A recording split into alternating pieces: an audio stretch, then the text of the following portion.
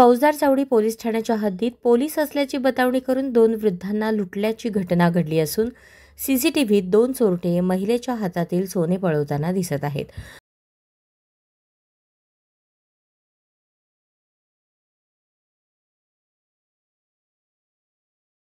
Police असल्याची बतावणी करून फौजदार चावडी पोलीस ठाणे हद्दीतील 2 घटनांमध्ये 2 महिलांच्या अंगावरील सोन्याचे दागिने काढून ठेवण्यास सांगून 2 चोरांनी फसवले. यात एकूण 5.5 लाखांचा मुद्देमाल चोरीला गेला आहे. या घटना रविवारी सकाळी 8 वाजण्याच्या सुमारास शुक्रवार पेठ व दमाणीनगर येथे घडल्या. यात किरण विजयकुमार वनारोटे वय 78 राहणार शुक्रवार पेठ यांचे 4.5 लाख रुपयांचे, तर मीनाक्षी पंडित लेंडवे वय 60 राहणार देशमुख पाटील वस्ती यांचे 95,000चे दागिने पळवले. राहत्या घरासमोर खुर्चीवर बसलेल्या वनारोटे यांना साध्या वेशात दुचाकीवर आलेल्या दोघांनी आपण पोलीस असल्याचे सांगितले.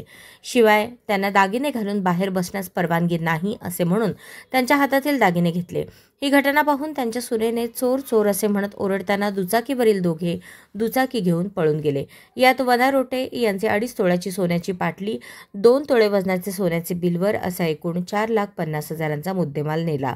दुसऱ्या घटनेत लेंडवे या दमाणीनगर परिसरात असताना आरोपींनी त्यांनाही पोलीस असल्याची बतावणी करत हातचलाखीने 28,000चे सोन्याची कर्णफुले, 70,000चे मणिमंगळसूत्र चोरून नेले.